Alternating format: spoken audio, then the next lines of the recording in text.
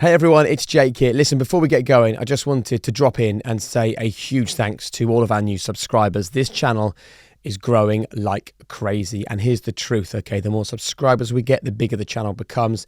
The bigger it becomes, the greater the names that we can attract. So before you watch this video, please just spend 5 seconds hitting subscribe. It's good for us, but it's also great for you, and it really helps grow this channel. Thank you so much, and enjoy. No, thank you so much for finding the time to come and join us. Thank you for having me. you. This is so much fun. Let's see. What is high performance, Charles? To me, or just in general? What do you believe it to be? I believe high performance is the ability to define what is success for yourself and achieve it without ruining the rest of your life. Nice. Do you think it can do that too often? Well, I think that, I mean, I'd be curious what you guys think about this, because I've often, there have been times in my life when I have been very focused on elite performance, on doing the absolute best job, on being the number one person at a particular thing. And what I found is that you can achieve that, but I was always a little bit miserable, right? If I wasn't doing that activity, I was always a little bit miserable. And it's because the rest of my life just didn't make any sense. I wasn't seeing my wife enough. I wasn't seeing my kids enough. I was making them crazy. And so I think for me, high performance is about being at a level where you feel like your performance is elite, because it feels wonderful to be elite, right? It feels wonderful to be operating at the top of your capacities and making use of whatever gifts you have, but without it ruining the rest of your life, which it's so easy to let it do so. Now, Charles, we're here to talk about your brilliant new book, Supercommunicators. And there's a line in it that, so I judge your book by how practical it is, you can use it. And I want to steal a line from it and ask you to open this interview. Of course. You talk about sometimes the way into a conversation is to ask, do you want a hug? Do you want to be heard? Or do you want help? Yeah. So which one do I want? Yeah. I want a hug. Come on now, let's hug it out. Actually, let me think. I mean, just a great conversation is wonderful, which I think is usually, that can be a hug, or it can be just listening to each other and trying to understand each other. There's not much I need help with at this moment, but I'm sure halfway through the interview, you guys will be like, you need some help with something. I got But would you explain to us a little bit about that concept and why it's such a great way into... Absolutely. So one of the things that we've learned in the last decade, and we're living through this golden age of understanding communication for really the first time because of advances in neural imaging and data collection. And one of the big insights is that oftentimes we think a discussion is about one thing, right? We're talking about sport, or we're talking about our kids. But actually, every discussion is made up of different kinds of conversations. And those kinds of conversations tend to fall into one of three buckets. There's practical conversations where we're making plans, we're solving problems together. There's emotional conversations where I might tell you how I feel about something, and I don't want you to solve my feelings. I want you to empathize. And then there's social conversations about how we relate to each other and society and the social identities that are important to us. And if we're not having the same kind of conversation at the same moment, it's very hard for us to connect. It's very hard for us to hear each other. And so this, do you want to be hugged, helped, or heard, is an easy way of asking, do you want a practical conversation, an emotional conversation, or a social conversation? And oftentimes when you ask someone, they can tell you, right? They know what they're looking for. Yeah. I love that, because I think too often we think a conversation is about the thing. Yeah. It's about the dinner, or it's about the journey home, or it's about the holiday, whatever we're talking about. But it's about connecting on a much deeper level than that, right? The point of the conversation oftentimes is the conversation itself. It's showing this other person, I want to connect with you. I want to understand you. Yeah. And then they often reciprocate, right? And they say, I want to understand you as well. Laughter is a great example of this. So 80% of the time when we laugh, it is not in response to anything funny, right? We've laughed a couple of times in our conversation. Neither of us have told any jokes, right? And I'm laughing now. But when we laugh, what we're using it for is to tell someone, I want to connect with you. And when they laugh back, which is the most natural thing to do, they're saying, I want to connect with you as well. Laughter has evolved as a way for us to show others that we want to connect with them. Hey, I just want to dive in and very quickly say that today's episode is in partnership with Manual. They are changing the conversation around men's healthcare, and I'm so pleased to be joined by their Chief Medical Officer, Dr. Irim. Let's talk about hair loss then, because the truth is that this has a fundamental impact on men's happiness. Yeah, and we know over 50% of men who have hair loss find that their hair loss is affecting their self-esteem, their career. It's very deeply impacting their body image as well. There might be some men watching this thinking, well, I've got hair loss, but it seems so complicated to solve. What do you do for them? Manual offers a range of hormonal treatments, psychological therapy that will support their hair growth. It will ensure that they stop losing as much hair, certainly in those areas where the frontal regions and the vertex, where often most people will suffer when they start getting male pattern balding. If you would like treatment for your hair loss, then all you need to do is click the link in the description to this show and use the code HP55 for 55% off your first treatment. There will be people who are watching this or listening to this now, and they've had that conversation with their partner in the last few months. You don't listen to me. You don't understand me anymore. You know, we don't connect like we used to. So if they're now thinking, well, does my partner want to be hugged, or do they want to be heard? What's going on here? How do we work out what the other person wants without saying to them, what do you want from this conversation? Well, sometimes the easiest way, so I fell into this bad pattern with my wife, where I would come home from work after a long day and I'd complain about my work, and my wife would make this very practical suggestion, like, why don't you take your boss to lunch and get to know him a little bit better? And instead of being able to hear what she was saying, I would get even more upset, right? I would say, like, you're supposed to be on my side. You're supposed to be outraged on my behalf. And she would get upset because I was attacking her for giving me good advice. So now what we do is we just ask. Like, when I start complaining about my day, my wife will say, do you want me to help you solve this problem, or do you just need to vent? And it feels really good for someone to ask you what you want, because oftentimes up until that moment, I haven't thought about it myself. And I say, look, oh, no, this isn't a real problem. I just need to complain about it for a little bit. So I think part of it is that we can ask, but sometimes that's awkward or sometimes that's not feasible. And at those moments, what we can do is we can ask what's known as a deep question. So a deep question is something that asks someone to talk about their values or their beliefs or their experiences. And that can sound a little intimidating, but it's as simple as saying, like, oh, you know, like, you're a doctor. What made you decide to go to medical school, right? Instead of asking, where do you practice? Hey, what's the best case you've ever worked on? What do you love about your job? Yeah. Those are deep questions because they invite you to say something real. And when you say something real, you will inevitably reveal what kind of mindset you're in, what kind of conversation you're looking for. So if you ask, let's say you were talking to your wife, or let me ask you, when this happens in your marriage, where do you find that sometimes miscommunication occurs? Is there? It's either me not listening to a plan that we've made and going, this is the first I've ever heard of this. I don't know what you're talking about. Or even worse than that is me feeling I have to be the problem solver. Right. And Harriet, my wife, going, why can't you just listen? Yeah. But I sometimes find it hard to know if you're like, if you're telling me something, I feel this need to help you. And I think a lot of people fall into that trap. Absolutely. And I think that one of the things we can do is the best deep question, because it's so generic, is just to say, tell me why this is important to you. Like, what does this mean to you? Right? If Harriet is saying, like, you know, we're going here and we're doing this, and tell me if you think this would work, to turn to her and say, like, honey, I hear what you're saying. This seems important to you. Tell me why it's important to you. Like, what does this mean for you? Yeah. My guess is she would say something like, well, I feel like I told you 5 times and you haven't listened. So it's not actually about solving the problem that's right in front of you. It's about proving that you're listening to her. Yeah. And it's absolutely right, because I feel that, she gave up her job to bring up children in the countryside. I carried on with my job. And I feel like sometimes what she's actually saying is, I exist here and I'm absolutely run ragged with all of these things that you don't even know happen because you're off. And she'll say, oh yes, high performance is so bloody important to you, isn't it? And I know what she really means in that context. And this is not a dig at her because she's incredible. It's almost like a product of me working away from home a lot and her having to pick up all the pieces. And I don't think anyone in that situation ever quite gets the credit or the love for doing that stuff. Do you know what I mean? And sometimes we just need to be acknowledged. Yeah.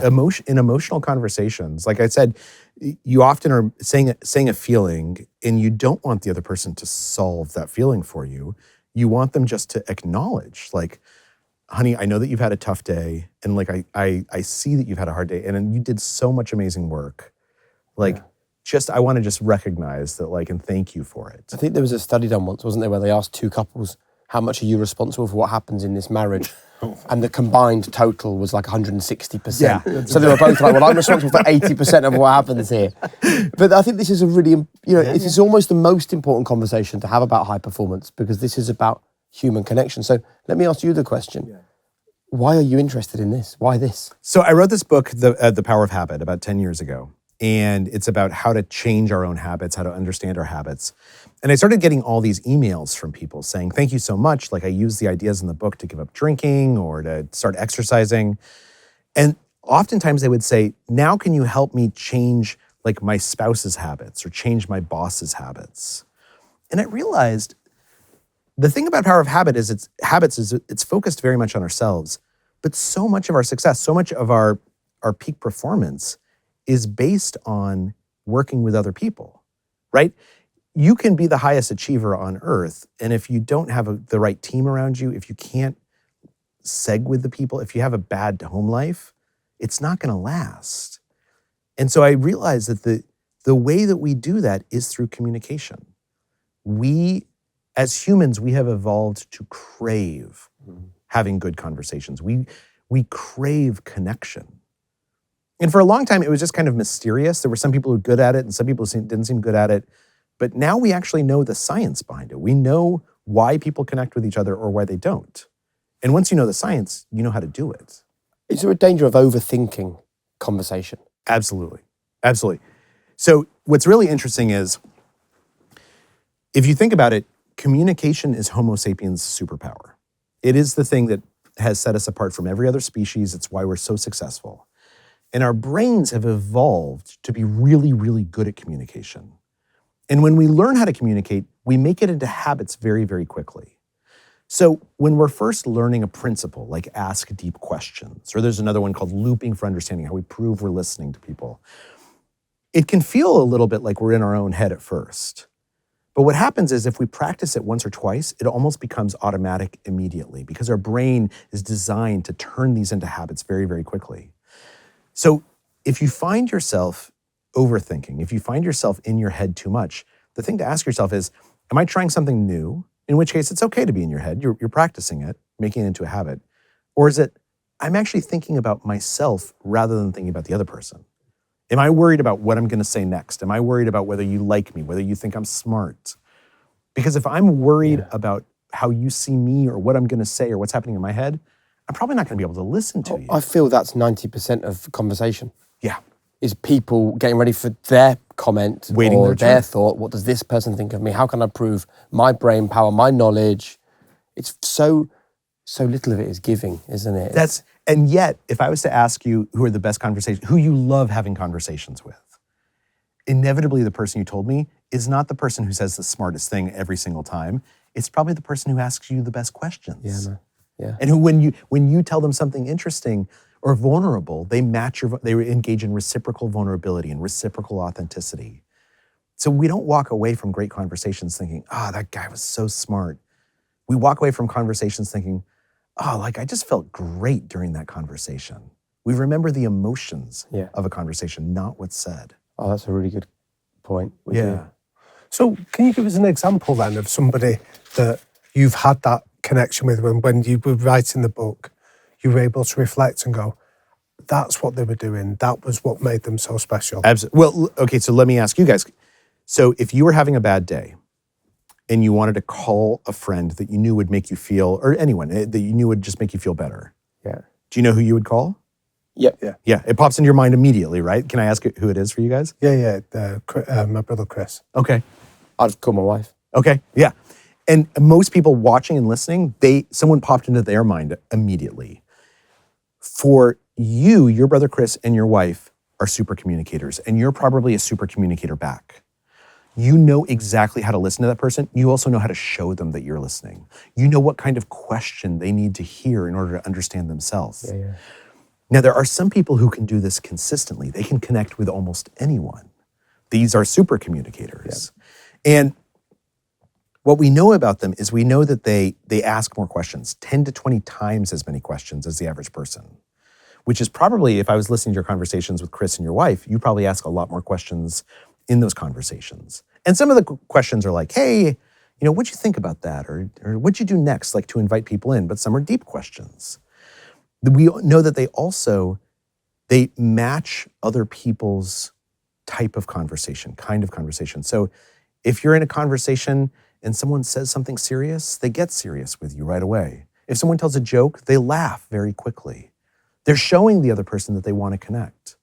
And so for me, when I encounter supercommunicators, and in writing the book, I found a bunch of them, one of the things that you notice is you don't walk away thinking like, this is the smartest, most charismatic person I've ever met. You just walk away thinking like, oh, I sounded smart in that conversation. Like, that was just a good conversation. I feel so good after having that conversation. Yeah. And that's, I think, the goal. They show that they want to connect. And showing that you want to connect is like 90% of making a connection. And actually, the number of times I've had a conversation, because you do spot them where you go, they didn't ask me a single thing about myself. We've spoken for 20 minutes. They didn't ask once, like one. It's a very, why are some people like that? I think just because, we used to teach conversation in schools, right? So we're all familiar with like the young women going to finishing schools. Yeah. You basically went to finishing school to learn to be an interesting conversationalist. And in other schools, this was when my father was growing up in the United States, and then, if you went to school in the 1950s, you took a class called home economics or interpersonal relationships or something. You learned to, and as schools got more technical, that fell out of the curriculum. And so those people who don't ask questions, I honestly think it's not because they're narcissists or self-involved.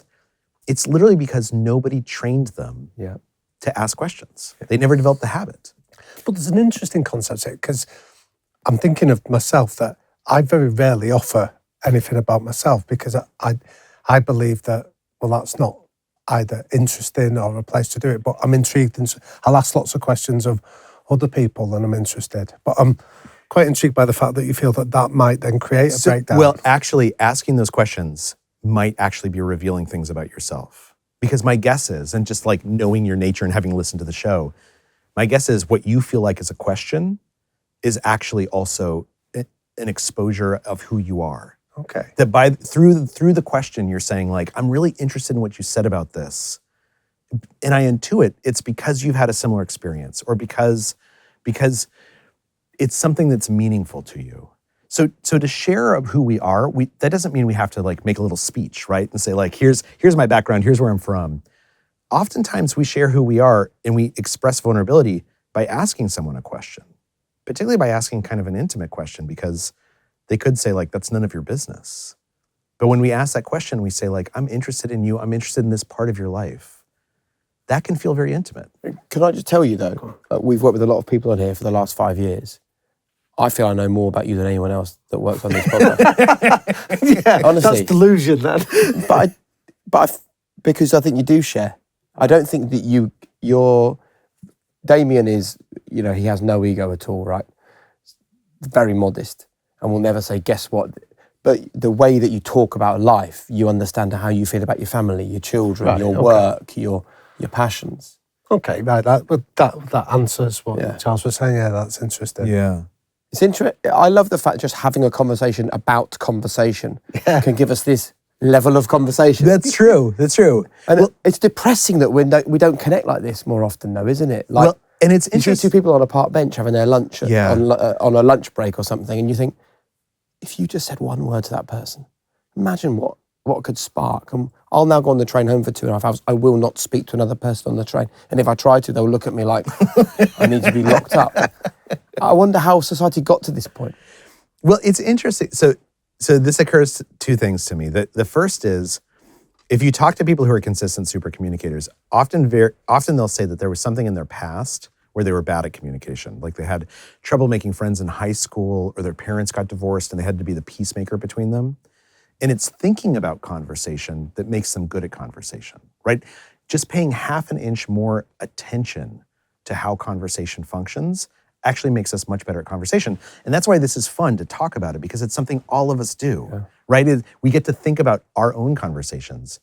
But to the point you just raised about riding the bus, they've done studies and they found that one of the most anxiety-producing things that you can ask someone to do is to ask them to have a conversation with a stranger, right? Even just saying, like, on the bus home tonight, you should talk to the person next to you, even if they think you're a weirdo. Like, you're like, oh God, I get, like, if I have to do it, I will. And what's interesting is that when people actually have those conversations and we ask them afterwards how'd it go, they all say, like, oh, it was great. Like, it was so much better than I thought it was going to be, including if we ask them to ask really personal questions like, when's the last time you cried in front of another person? Yeah. And the reason why it feels so good to have those conversations is because we do connect with someone else. We do engage in this reciprocity, but we're terrible at forecasting it. And so the question is, how do we remove that anxiety? And there was a study that was done at Harvard where they told a bunch of students, you're going to have a conversation with a stranger, write down 3 topics that you want to talk about. It took like 10 seconds. Everyone wrote down 3 topics. They stuck the card in their pocket. They went and they had their conversation. And then they asked afterwards, did those 3 topics ever come up? And everyone said, no, I never brought up the 3 topics. And they said, well, how was the conversation? Were you anxious? And they said, no, I was so much less anxious because I knew I had these topics to fall back on. Like I knew what I could talk about. So it's not that we don't like having conversations. It's the anxiety before the conversation begins that stops us. Because that leads me into the question of how do we lean into difficult conversations? So you offered an example that really resonated with me where you spoke about your father passed away a few years ago and how people were good at offering condolences, but what you really wanted was a conversation about your dad and the kind of man he was. Yeah, I wanted people to ask me about him. Because have you had parents who've passed away? I lost my dad, that's right, resonated. So I lost my dad a couple of years ago. And so I could really empathize with what you wrote about. And what was that like for you? Like what did you find right afterwards? I found it very tough. I still find it quite tough to talk about it. But I struggled more with people just offering condolence because I didn't know, or offering me their view of my dad. Yes. Rather than asking for my view, if that made sense, because I felt it was something very personal. Yeah, right. And I think it's because people are worried about saying the wrong thing. Sure. They're anxious about, I don't want, but at the same time, and just because someone asks about your dad, there's a way to ask that doesn't pressure you into talking about it, but saying like, I'm sorry to hear that, like, what was he like? And it's very easy to say he was great and just leave it at that. Yeah. Or if you're in a place where like, I'm sure you were thinking about your dad all the time and you were thinking about how wonderful he was and also like, battles you had when you were growing up and how much you love him, and it's on your mind, and for no one to ask you about it, it feels like they don't want to connect with you. Yeah, sure. Well, I remember like literally after the funeral where I just had to go and sit in a car on my own because I couldn't bear people telling me their view, right, or offering me like the sympathy. I wanted a connection, and I felt it was too shallow. And that was why I was wondering, Charles, because I thought your example was powerful of how do we lean into these difficult conversations? Because you say it can provoke anxiety in the person that has to initiate it, but we all have to do that at some time. What have you learned? I think the way that I try and do it is I try and make an invitation through a deep question. And the deep question can just be like, what was your dad like? Or, what was the last week like? Now, I don't want to pressure them. I don't want to put them in a situation where they feel like they have to respond with something meaningful, because sometimes we don't want a conversation, right? Sometimes we're on the train and we just want to zone out. We need some time for ourselves. But by making that invitation, by saying, if you want to connect, I am here. I'm here to connect with you. I want that too. And you don't have to accept the invitation right now, and you don't have to accept it ever. But usually what I do is I say some variation of, what does this mean to you? You've been through something important. Like, what did you learn from it? How do you make sense of it? Yeah. So when you do this, again, just to shift lanes slightly, because I'm in the nature of the work that you do, where we were talking about your Pulitzer Prize earlier, like the Oscars of writing. When you have to go and speak to somebody, say in a professional context, and you're going to breach something that might be difficult or embarrassing or maybe something they don't want to talk about, how do you go about approaching a situation like that? So it's a great question. And it's in the book, there's this chapter about Netflix and this huge civil war that they had in Netflix. An executive used the N-word in a meeting and he got fired. But it set off this civil war within Netflix between people who said, look, there's a lot of racism in this company that we're not acknowledging, and other people who said, I'm not a racist. Like, I disagree. Yeah.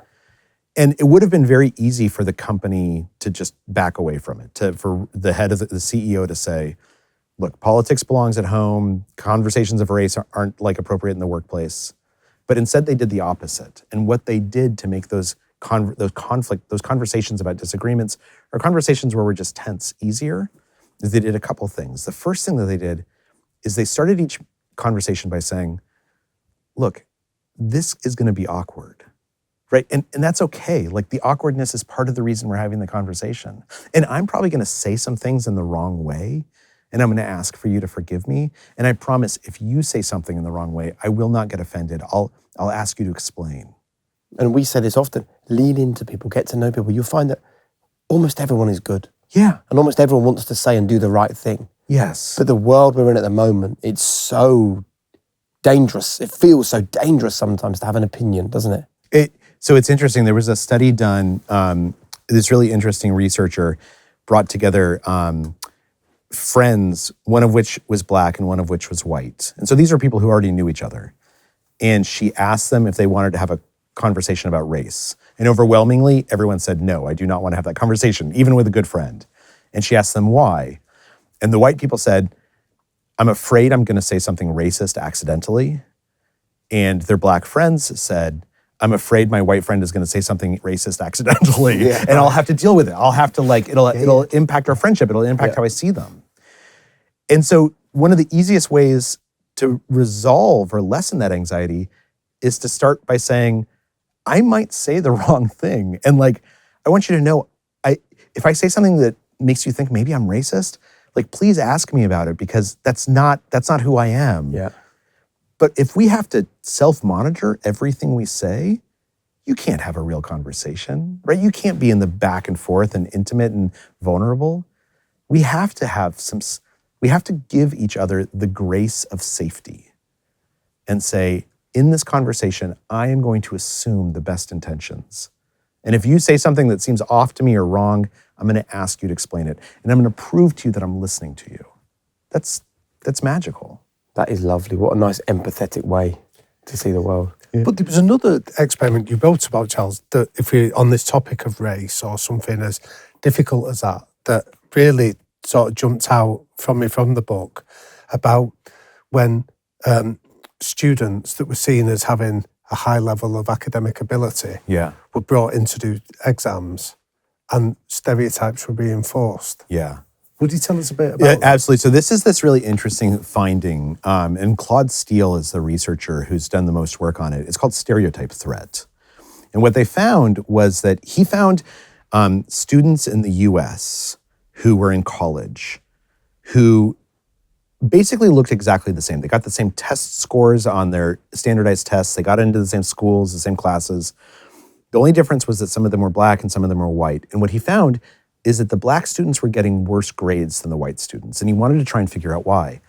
And he discovered it was only on timed tests that black students were performing and scoring less than their white peers. And what he figured out is it's because if you know that a stereotype exists about you, even if no one said it to you, if it's in your head, you become you become reactive to it, right? Black students, they knew that for some kinds of tests, there was a stereotype that they would perform less well. And so instead of just doing the test and going through as fast as they can, they started double checking all their answers. And because they were double checking their answers, because they want to prove that stereotype wrong, they would run out of time. Yep.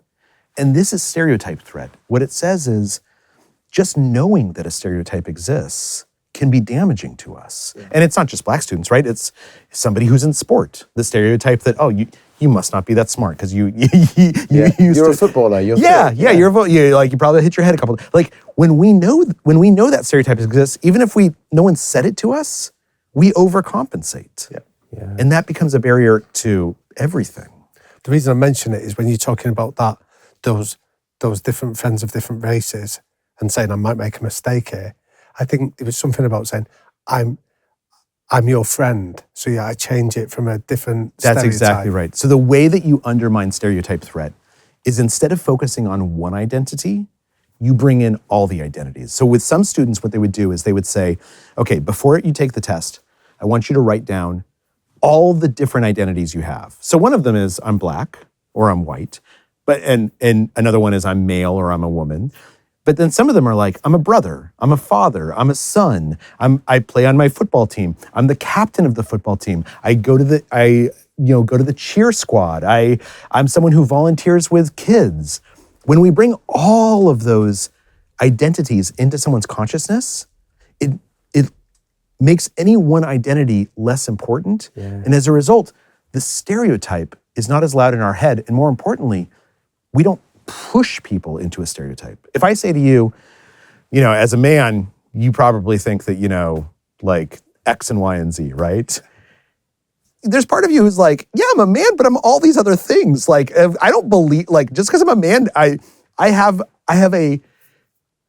a multitude of identities. Yeah. We all contain multitudes. And when we bring those into a conversation, that's when we can talk about the hard things. So I've found when I'm talking to race and policing has been a big deal in the US as it has here. And I have a friend who's Black. And when this comes up, I often say, I'm just wondering, like, as a Black man, you probably have an opinion on policing, but I also know that you're a father, and I know that you're a lawyer, and as a lawyer, you probably have a really interesting perspective on this, and I know that you coach Little League with me, and so we both think about, like, what our kids are experiencing when they're walking home, and I'm just wondering, with all those different hats on, how do you think about policing? And what I'm really saying is, like, I want to see your full humanity, right? And then we don't feel like we're being pushed into a stereotype. I think this idea of not pushing people into stereotypes when they're adults is important. Yeah. It's also really vital as parents with young people. What and how should we be talking about communication with our children? And all of us sit here as parents, right? Yeah. We either have kids or we once were a kid. Okay, right. So this is relevant to everyone. How should we be talking to young people about communication? Well, okay, so let me ask you guys, how are your conversations with your kids? Like when they don't go well, how do they not go well? I think when I start to shout, probably, and then the whole thing just shuts down. Apart. Yeah, or that, and maybe it's the wrong thing, but when my daughter particularly just bites back and has an opinion, and then I just revert to because I'm an adult, right, and I have no other answer other than that, which then in the cold light of day sounds like a very shit argument, even against a 10-year-old, doesn't it? She's sharp. I mean, if I get something wrong, she looks at me and goes, "Oh, Mr. High Performance." Right, okay. I'm also human, so she's stereotyping me. I'm really fascinated to know the things that I should and shouldn't be saying. What are your conversations like with your kids? I think when they don't go well, I think it's I become a preacher. Yeah. I'm telling them, do this is what I've told you. And it's not a conversation. They don't believe that you're listening to them. No, it's a sense of like a series of diktats. Yeah. And sometimes we have to do that. Sometimes I say to my kids, I need to have a conversation about your rooms. And I don't actually want to have a conversation about their rooms. I want them to go clean their rooms. Yeah. But most of the time when we're talking to our kids, we need to prove to them that we're listening to them because they suspect that we aren't. They suspect that we're grown-ups and we ignore what they have to say. And so I think a huge part of talking to our kids is proving we're listening. So the problem I have with one of my kids is I'll ask questions like, how was school today? Fine. Did you learn anything? No. How was basketball practice? It was okay. Right? It's all these and I'm like, oh, it's like pulling teeth to get this kid to tell me about his day. So what I've started doing is I've started asking these deep questions. Instead of asking him about the facts of his life, I ask him how he feels about his life. So now I'll say things like, oh, I know you were playing basketball with Jasper. I'm just wondering, what do you admire about Jasper? Why do you enjoy playing basketball with him so much? And then suddenly this kid starts saying these things. And then I prove to him that I'm listening. I say, what I hear you saying is you think Jasper's courageous. And I'm just curious, tell me if I'm getting this right. Is that because he's good in social settings or because he rode his bike off the roof the other day? And so I'm showing him that I'm listening. I'm showing him that I'm curious. And it's made a huge difference. And I think when we get into that preachy mindset, it's because we stop listening. Yeah. Have you always been a great communicator? No. I wrote this book because I was shocked at how bad a communicator I was. I had this pattern with my wife where we would disagree with each other over stupid things. We'd get into these dumb fights. They made me a manager at work, and I was fine at making schedules and strategy and logistics. And then my direct reports would come to me with problems, and I would try and solve them right away. And I was not listening to what they were actually saying. What they were sometimes saying is I just need you to recognize me, or I need you to acknowledge the work that I've done. And I would say here's a solution. Let's make this problem go away. And they just wanted me to know that I saw the problem. So I literally wrote this book because I'm a journalist. I'm a professional communicator. I was so shocked at how bad I was at communication. I wanted to figure out what I was doing wrong. So how did you realize you were bad at communication? So I had this one conversation at work that did not go well. Yeah. And I thought I did everything right. And the employee walked away just furious. And so I went home and I actually took out a piece of paper, everyone was in bed, and I wrote down all the times I'd had a conversation in the last year that I thought went poorly, right? And I tried to figure out why did it go poorly? What's going on here? And I filled up 3 pages. When I started thinking about it and going through my diary, I was like, oh, it wasn't terrible, but it could have been better. And that's when I realized that this is something I can work at. Now, what I've learned since then is that supercommunicators always are working at having better conversations. There was this study, this is anecdotal, but at one point the CIA wanted to figure out who the best communicators were. So they asked people to rank themselves. Are you a good communicator on a scale of 1 to 10? They found that the surest way of knowing who's a bad communicator is they would say, I'm a 9 or a 10, right? I'm an elite performer. I have peak performance. The best communicators inevitably said, on a good day, on a great day, I'm 8.5, 8. But on some days, I'm a 5.5 or a 6. Yeah. Because those are the people who think about communication more. But even super communicators can have bad days or Absolutely. certain blind, because I think I have blind spots Yeah. in my communication. Certain people, certain areas that I'm not so good at, other areas that I feel I'm better at. And that's okay. Yeah, it's totally okay. I mean, that's being human, right? And my guess is that your wives help you see some of those blind spots, and your friends help you see some of those blind spots. I think, I'm not sure I don't know whether they do, because I don't know whether they know what my communication is like with other people. Do you know what I mean?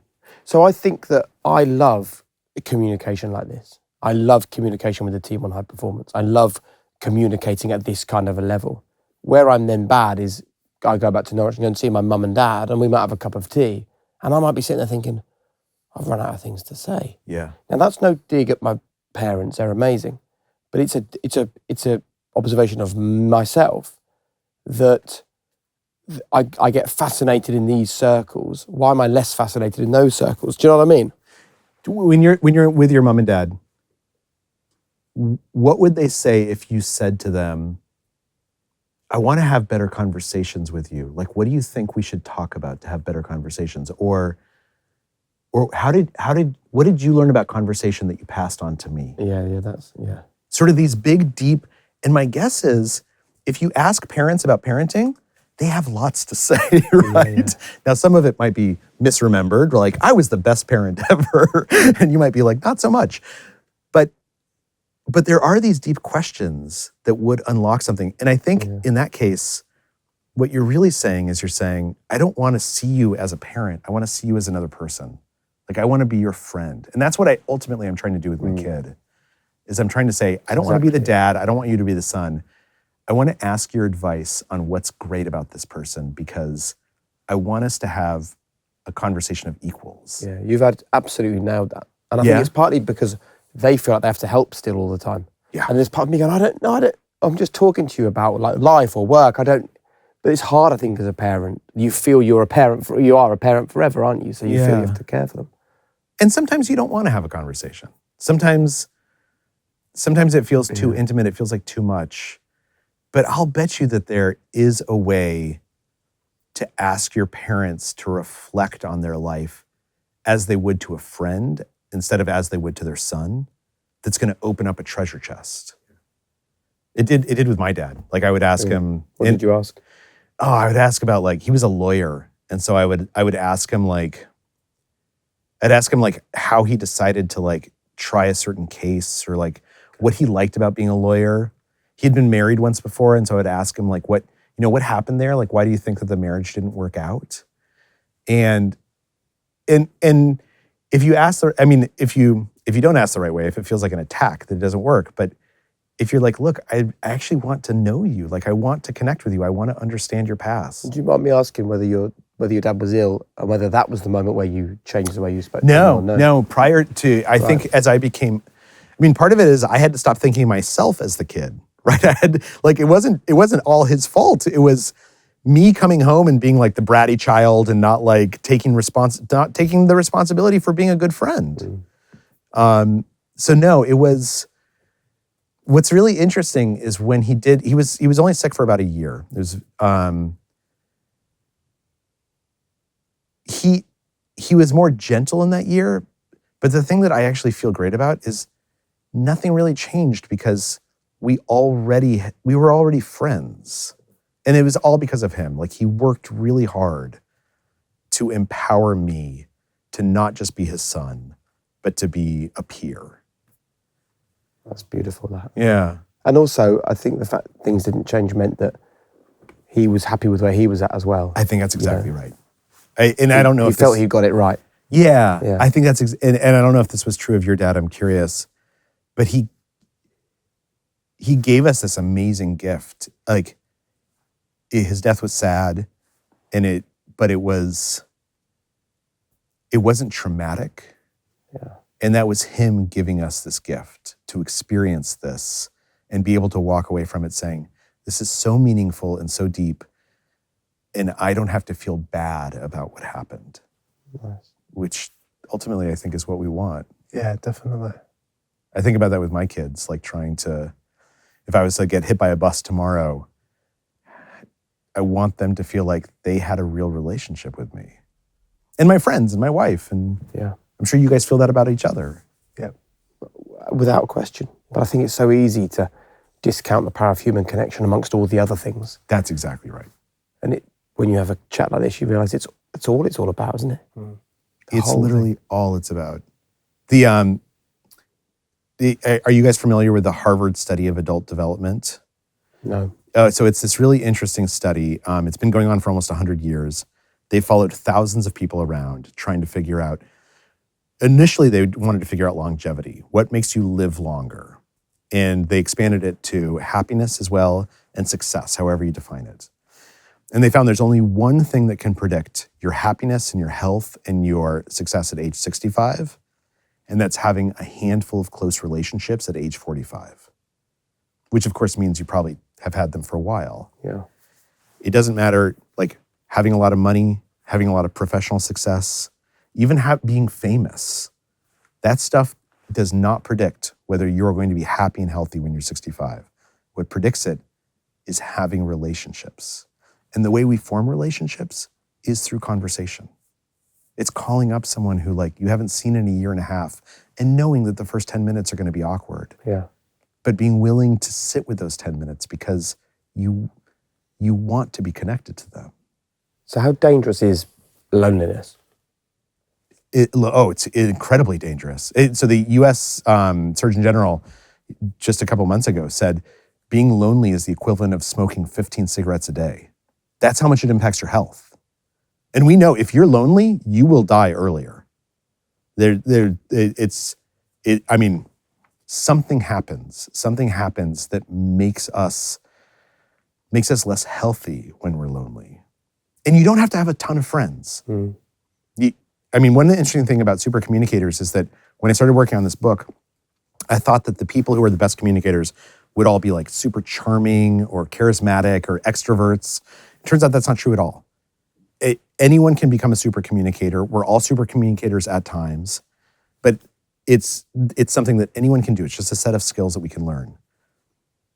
And if you don't do it, if you don't connect with someone else, you will be miserable. It's the worst form of punishment that you can give.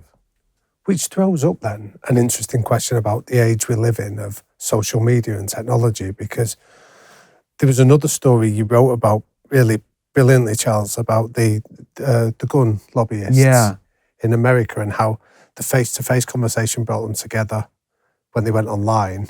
It all fell apart. Yeah. So thank you for asking about this because I love this story. So there was this experiment. They brought together a bunch of gun rights advocates, so like people who owned like 45 guns, and a bunch of people who were fighting for gun control, which in the US is a huge issue. And they said, look, our goal is not to get you to agree on anything. It's just to see if you can have a civil conversation. And so they taught them this looping for understanding, prove you're listening. Right. And after 2 days, everyone was like, look, I have not changed my mind, but this was wonderful. Like, I feel so close to these people that I used to hate. It was amazing to hear them like where our lives are similar, even though they're different in other ways. And then they go home and they set up a private Facebook group for them. And within 45 minutes, people were calling each other jackbooted Nazis, right? It went to hell immediately. And it's because we sometimes forget that different forms of communication have different rules. Right. So you guys both have kids. Do you let your kids use phones? Oh yeah, phones. Yeah. Yeah. It's a real cause of anxiety. Absolutely. I think for the Pandora's box of social media. And are they on like TikTok and No. No? Not at all? No. Oh, wow. We're rallying against it for as long. Well, we see the studies that just say it removes your creativity, it dampens your energy. I don't know what the science is behind it. I don't think anyone knows the science behind it, but we basically know that if you allow your kids on phones too much, everything is... That's absolutely right. And I think things where they're not communicating with other kids are particularly dangerous, right? Where I fall into a loop where I'm just watching YouTube videos or TikTok videos. And why are they especially dangerous? Because you're not really connecting with anyone else. You're not having conversations. Now, I'll say with my kids are a little bit older than yours, and it's basically... we have to give them phones because all of their friends are on Snapchat. That's how they communicate with each other. Yeah. And so what's interesting is they use Snapchat and they use digital forms of communication in a way that's as intimate as anything you and I might say. They sometimes send each other messages that are just emojis. I don't have any idea what they mean, but then they decode them for me. And what they're saying is like, oh, we have a test tomorrow and I'm sad because I don't think I'm going to do that well and I'm a little bit worried. And it's just a series of pictures that I'm like, oh, I didn't know that that's what that meant. But we can learn to use different forms of communication in really meaningful ways as long as we remember that there's different rules for different forms of communication. So go on, explain different concepts. Yeah, so when phones first became popular about 100 years ago, there were all these studies that said people are never going to be able to have real conversations on telephones because you can't see each other. And what's interesting is they were right at that moment. If you read early transcripts of telephone conversations, people didn't know how to talk to each other on phones. They used it like a telegram. They would send like grocery lists or stock orders. And then by the time we're in middle school, of course, like we talk for 7 hours a night, right? And it's like the most... Do you remember that? You think, what were we talking about for hours? Right. We were at school all day together. Why were we on the phone for 4 hours in the evening? There was nothing interesting going on in your life, and yet you managed to find things. So we learned how to communicate on phones. And what's interesting is when you're talking on the phone, even now, without realizing it, you'll over enunciate your words. You'll put more emotion into your voice because you know the person can't see you. You know that there's a difference in rules between talking on the phone and talking face to face. Well, there's also a difference in rules between sending an email versus sending a text versus sending emojis versus sending a Snapchat versus telephoning someone versus face to face. Our kids are hyper aware of these rules. They feel very natural. When we get into trouble is when we say like, I'm going to type this as fast as I can. I'm just going to email this guy and assume that the rules are the same for an email than if we had called him up. Right. And that's when we like say something sarcastic and he can't hear the sarcasm in our voice and he gets offended. So just reminding ourselves of these rules, that's what you do so well as a kid because you're learning all the rules. It feels very natural. Can I talk to you about something else? Yeah. We get lots of business leaders listening to this podcast, Charles, who often are really intrigued when we speak to high performers around how they recruit. So we recently had, I'll give you an example, a brilliant Michelin-star-winning chef called Tom Kerridge, and he was talking about his recruitment of chefs is the guy that wants to go and see the raw produce to see how good the product he's working with, not the guy that's fixated on producing something that looks beautiful on a plate. Oh, that's interesting. And I was thinking about your book when Tom was telling us this story through the NASA recruitment story. Yeah. And I was wondering if you could explain that because I think that'll be intriguing for a lot of people who they let into their inner circle. Absolutely. Yeah. No, I love this story so much. So in the 1980s, NASA decided that and people know what NASA is around the world. Okay. So in the 1980s, NASA decided that they needed to start finding astronauts who had more emotional intelligence. And the reason why is because they were going to start building the space station and astronauts were going to be up there for 6 months to a year, right? Living next to each other in this tiny can. So if they didn't know how to connect with each other, it would be disastrous. So they start saying, okay, look, let's start screening for emotional intelligence. Now the problem is, if you make it to the final stages of a NASA interview, you're awesome, right? Like you are like good looking, you're like brilliant, you know the answer to every question. You've practiced. What they found was that at that level, people could fake emotional intelligence so well, right? They could fake it so well that they couldn't tell the difference between someone who actually has emotional intelligence and someone who's faking it. But the problem is once they go up into space, after 3 or 4 months, if you're faking it, everyone knows that you're faking it because they want to like send you out the airlock. So this one psychologist, they turn to this psychologist, they're like, figure out how to solve this problem. And so he's listening to old tape recordings of interviews and he notices that people who ended up becoming great astronauts, they laughed differently than everyone else. They laughed in such a way that they would match him. And this gets back to that, like, laughter is a way of showing I want to connect, that we are not laughing because it's funny. We're laughing because we want to connect with someone. So he starts interviewing people differently. What he starts doing is he walks into the interview room and he's holding a stack of papers and he spills them as if on by accident. And then he would laugh, this big boy. He would go like, I am such a klutz. And then notice how the astronaut candidate reacted. Because everyone would laugh back because that's social politeness. We know we're supposed to do that. But some people would just chuckle and go, that's yeah, let me give you a hand with that. And other people would go, yeah, let me give you a hand with that. The people who matched him were showing him that they want to connect. Those were the people with emotional intelligence. They were making it obvious that they wanted to connect with him. He would do these other things. He would mention a sister who had passed away and then pay attention because, much like our experience, there were some people who said like, oh, my condolences. I'm really sorry. That must have been hard. And then there were other people who would say, my condolences. I had a friend who passed away 12 years ago and I still dream about them. Like, I wonder, like, do you still think about your sister or what was that like for your mom? They were showing that they wanted to connect with him. Yeah. And this is how they started choosing the best astronauts, right? Because the people with emotional intelligence were the ones who matched his laughter or his sadness, who showed him that they wanted to learn more about him. They wanted to connect. And I think this exact same thing is true of job interviews, right? Yep. That when we're bringing in candidates and by the final round, everyone can do the job. Right? They all have the technical skills. They all have the resume that got them to the final round. The real question is, which of them are you going to enjoy spending time with? Which of them, when your company is under attack and everyone's stressed out, which of them are going to help lower the temperature versus raising and making everyone more paranoid? And I think that the way we figure that out is we see, like, do you actually want to connect with me? Do you want to learn about me? Because those people are usually super communicators. Those are people that when we're in the foxhole together, we won't mind, we'll appreciate that they're there. Yeah.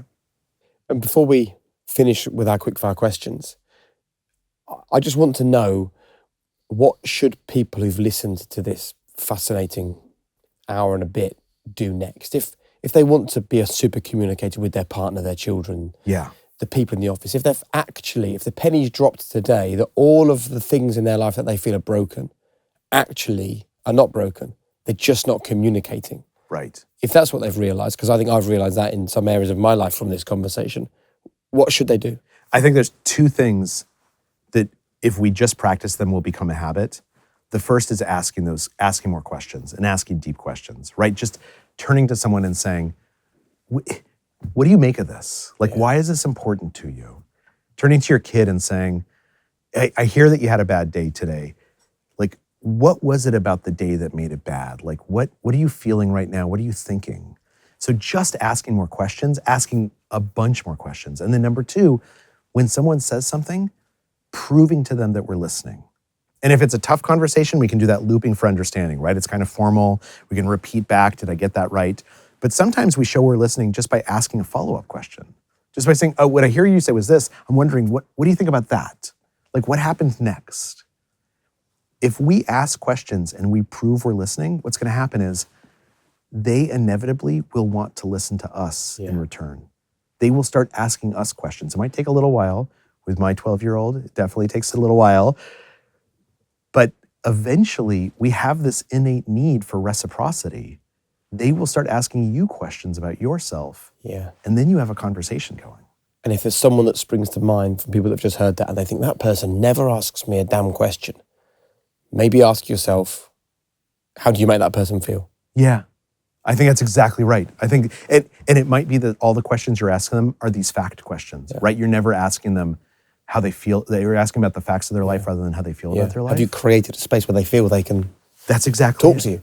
And sometimes we have to invite the question by saying, oh, it's so interesting you say that. I've felt that way myself when my dad died or when I fought with my wife, and give them the space to ask the question, the permission to ask the question.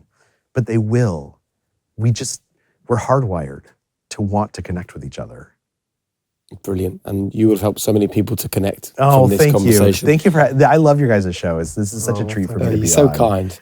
Should we do some quick fire questions? I love it. to finish Okay. off? Go on. We'd like to do quickfire questions with a twist again Okay. in You tribute like to your these? book. So we were inspired. So we normally do quickfire questions about your 3 non-negotiables and the golden rules. But this time we're going to take the questions from your fast friends procedure. Oh, I love it.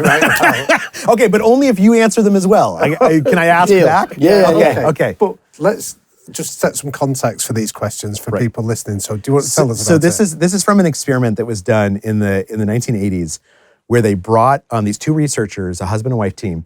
They would bring strangers together in pairs, and they wanted to see if there was a way to make strangers into friends. Like, what's the procedure? And it's called the Fast Friends procedure. And they would give them this list of 36 questions. And they're all deep questions. Some of them are fun, like who would you invite to a dinner? Some of them are very deep, like when's the last time you cried in front of another person? But what's key is that you go back and forth. That I answer a question and then I ask you and you answer the same question. So they did this experiment. They had people do this. It took like 45 minutes. This is pre-internet.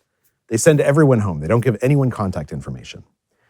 And then 7 weeks later, they actually do the experiment, which is that they call everyone who had been in those rooms and they say to them, by the way, did you ever track down the other person? Like, have you talked to them since that experiment? And they found that 57% of people had gone and found their partner. One guy was like, I knew his name was John S., but I didn't know his last name. So I called every John S. in the phone book until I found him. because they felt so connected to each other. 3 people ended up getting married. 3 couples Brilliant. got married. And so these questions, these 36 questions, they make us feel closer. Brilliant. Well, we won't do all 36. We'll just pick some that Okay, I think good. people can use in terms of their own deep questions. So, given the choice of anyone in the world, Charles, who would you want as a dinner guest? Ooh, I would say Barack Obama. Because I love Barack Obama. Like, as an American, particularly what's going on in America right now, like it was this time when it felt like the world was just fresh and new and so hopeful. Yeah. I am tied up like emotionally. So let me ask you guys, who would you? I'll choose a guy called Brian Keenan. So most people won't know of him, but he wrote a book that had quite a significant impact on me as a kid. He was a teacher from Northern Ireland, and in the 1980s he went out to teach at university in Beirut, and he was taken as a hostage for nearly 6 years. Oh my gosh. And he wrote a book about it after he was finally released in 1991 called An Evil Cradling. And I remember reading it as a kid, and what struck me was, in such horrific circumstances, he retained the essence of who he was. He wouldn't allow himself to be seen as a victim.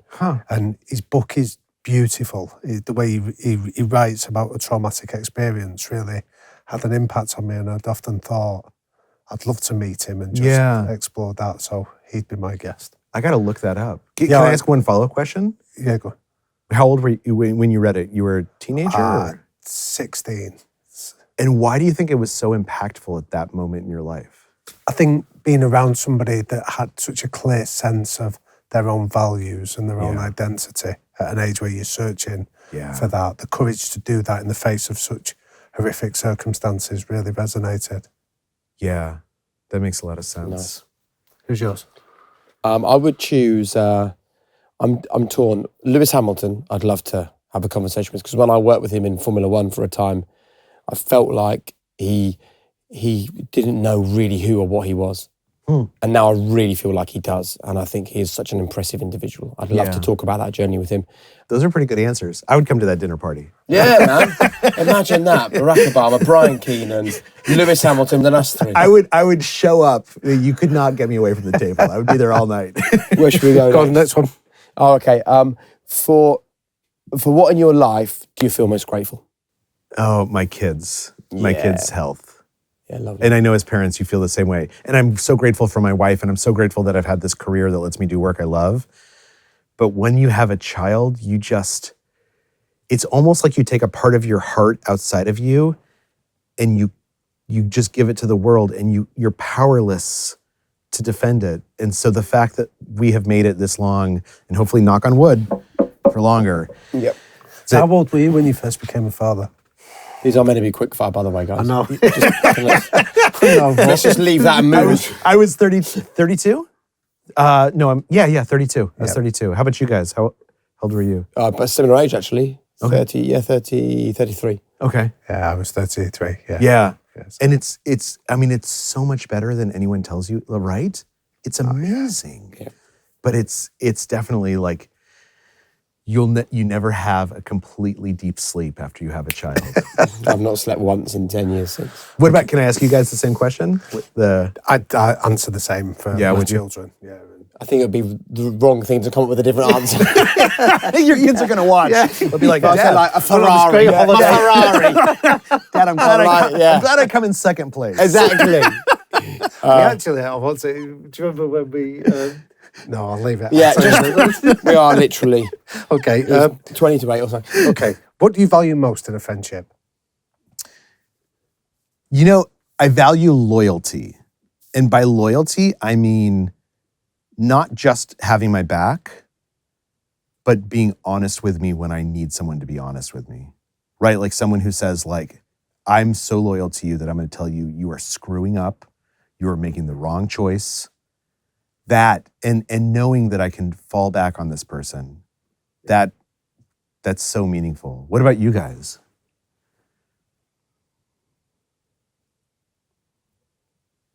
I think just the ability to not take ourselves seriously, that's a big one for me. I find that I do that too often. I'm too caught up in this sort of stuff. Do you know what I mean? And sometimes Yeah. it's just like, life is fun. I need to remember that, I think. Yeah, I'd go for loyalty.